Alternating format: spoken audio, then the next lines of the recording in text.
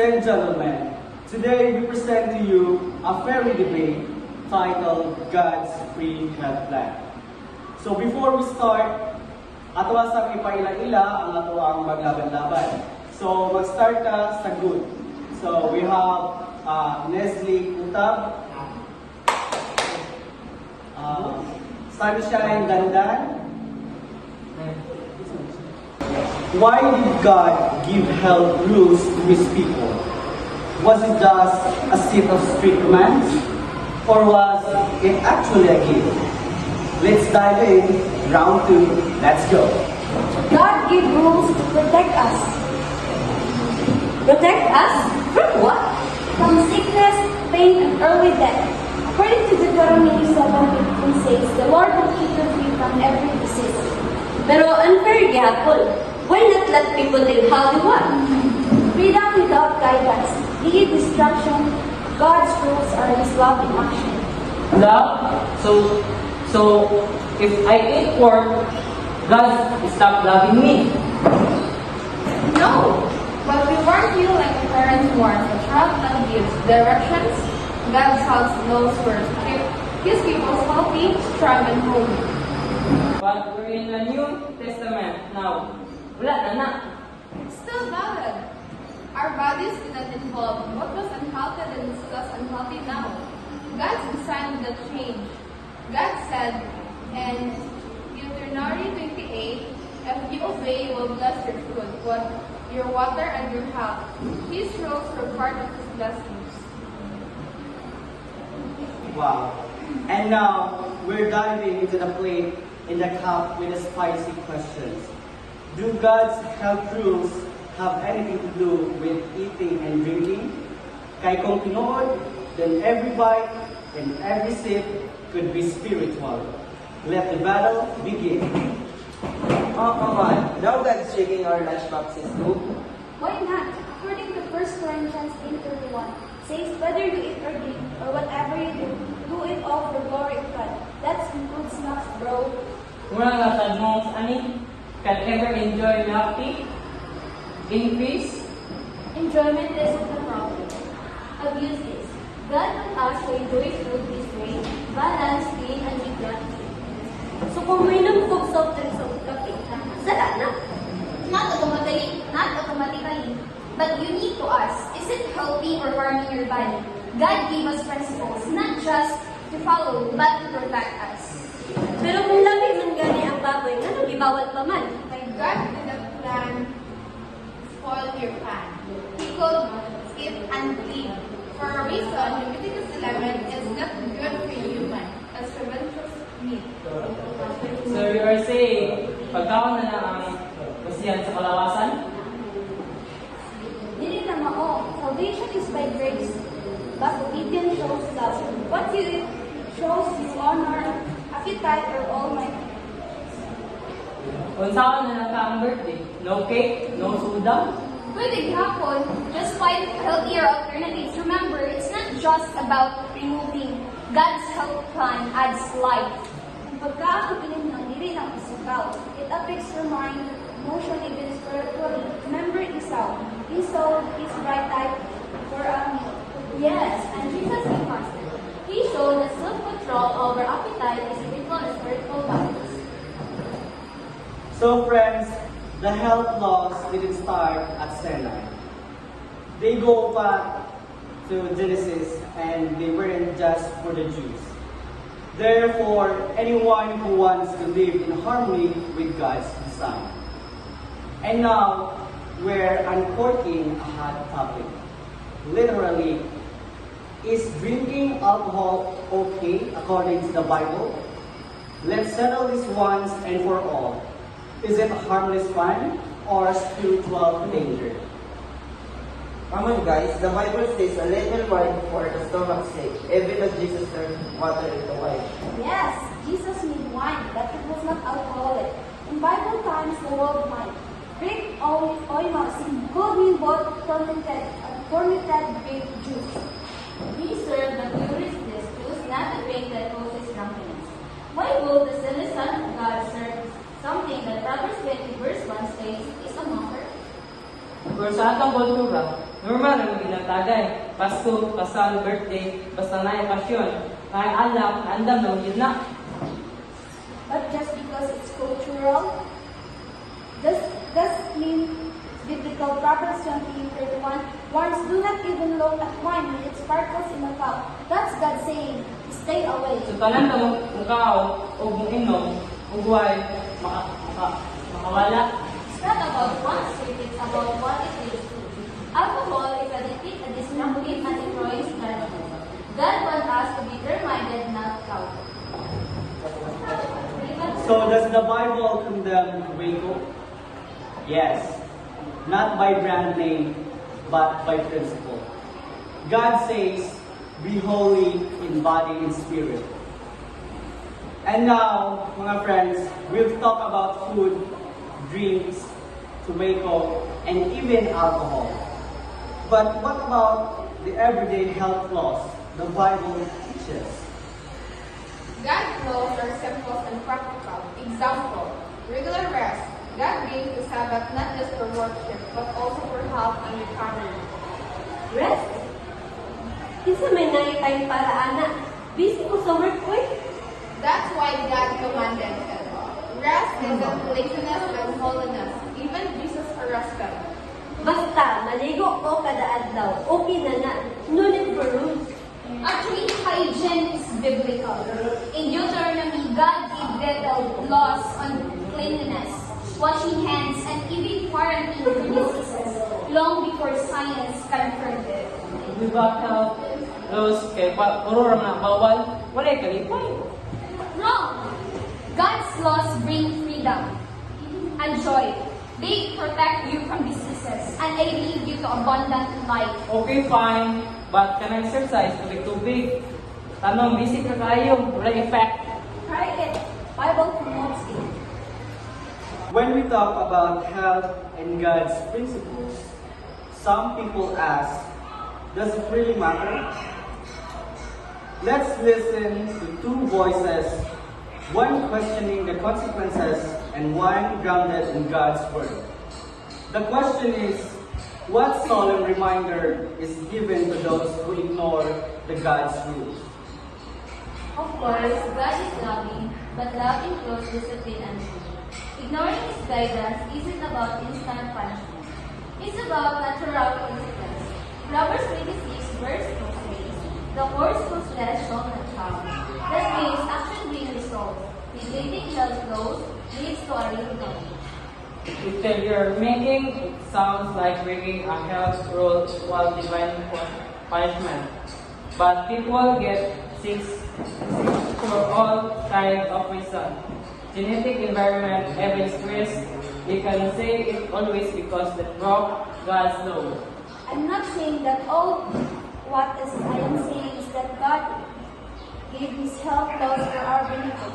1 Corinthians 3:16 says our body is the temple of the Holy Spirit, and if anyone defiles the temple, God will destroy him. The series is not automatic punishment; it's about stewardship.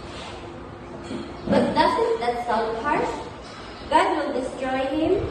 It feels like you're painting God as just waiting to punish anyone who slips up. Not at all. And solemn reminders, not a trap. God warns us because He loves us. Think it like this. If you ignore traffic signs, you crash, not because the signs punish you, but because you didn't follow it. Same God's laws. They are signs of love, not control. But still, Miss Claire, are we all just one mistake away from judgment? No. God sees the heart. He's patient and kind. But the warning is clear. We can live however we want and accept no consequences. Galatians 6:7 says, do not be deceived. God is not moved. For whatever a man sows, that he will also reap. That's the solemn reminder. God's mercy is real, but so are His principles. Ignoring His rules is not just disobedience, it's choosing harm over healing. And now, proceed na tayo sa question number 12. What fearful, shocking truth about healing involves our children and grandchildren. Health is just personal, it's generational. What we choose today can affect our children tomorrow. But how fair is that? Let's listen. Wait, are you seeing my kids and grandkids may suffer because of my unhealthy choices? That's so unfair. Why should they pay the price? Exodus 20 verse says, God visits iniquity of the father upon the children, but isn't that cruel? What kind of justice is that? It sounds harsh, but it's actually a warning filled with love. God is showing us how serious our choices are. Deuteronomy 12:25 says that it may go with you and with your children after you. See, God habits with us future generations. We have a duty to protect them, not spiritually but physically too. The shocking truth, our choices echo. But the hopeful truth, those echoes can bring blessings. So karon, proceed na ta sa question number 13. What more fearful reveal?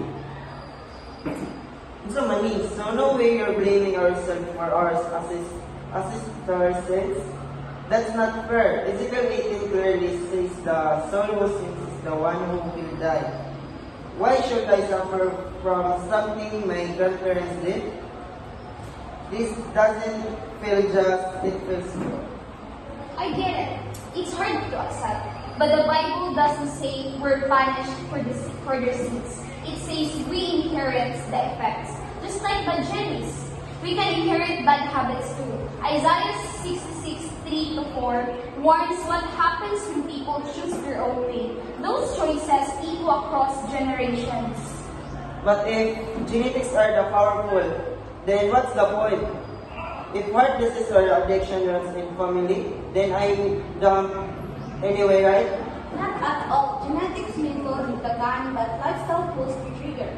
1 Corinthians 10 remind us that God is faithful and will not let you be tempted beyond what you can bear. This is always the way out if God helps the inherited weakness can be overcome. Still, it seems like too much pressure. We're just trying to survive. Why place the burden of spiritual responsibility on people who are already struggling with sickness and poverty? That is exactly why we read God. He doesn't just give rules, He gives grace. Romans 5 verse 20 says, where sin abundant, grace did much more about. Knowing our past help us take control of our future. And with God's help, we can break the cycle. Oh wow, grabe. Nagkadugay, nagkalami ang debate sa ato ang vote contender. But dili naman na dugay-dugayon. Let's proceed to question number 15. But I'm worried because some of my evil habits have bound me so tightly. What can I do? Evil habits are hard to break.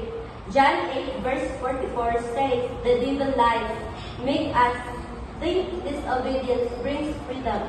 How can we truly break free? John 1:12 says those who receive Christ will give you power. Philippians 4:13 reminds us that with Him we have strength even to overcome. But it's still hard. Fear, failure, and bad habits are constant. Ezekiel 11, verse 18-19 promises are new heart, but many still fail. Failure isn't the end. It builds strength. Mark 10:27 says, with God all things are possible. His grace helps us change. Disobedience, since is here even of God offer help, it feels hopeless. Like firefighters fighting things, we can fight with God's power. True freedom implies not giving in. But people fail again and again. It leads to guilt and giving up. God's grace covers even repeated failure. What matters is faith. Even if it is small, seek Him sincerely. He understands. What if I am too weak? The fear of failing again stop me from trying. God doesn't expect instant change. He values the desire to grow. One step at a time would have. Even small wins matter. Grabe guys, tungod sa kataas sa ilahang ibasa, nagkabati po ang ilang loob. But here's the finale. Question number 16. What thrilling promises are given about God's new kingdom? The joy and peace in God's kingdom are unlike anything we can imagine here. Sa langit, ang kalipay walay katapusan. No pain, no more tiredness, only joy in His presence forever. Still some people want to live their life how they want now. Dili man tanan gusto mabuhat. But what people don't realize that the happiness in God's kingdom is beyond anything they can experience here. You will be forever strong, forever youthful. It's a gift that's worth waiting for all. God's mercy and grace never ending, only wait for the right time. You're right. That's its beautiful promise. But it's hard to think about February. When we're struggling right now. That's why God promises to give us strength even not to run, not to be weary, to walk and not to faint. God promises to keep us going, giving us hope until we fully experience His kingdom. I guess if people choose Him, they'll find the greatest joy.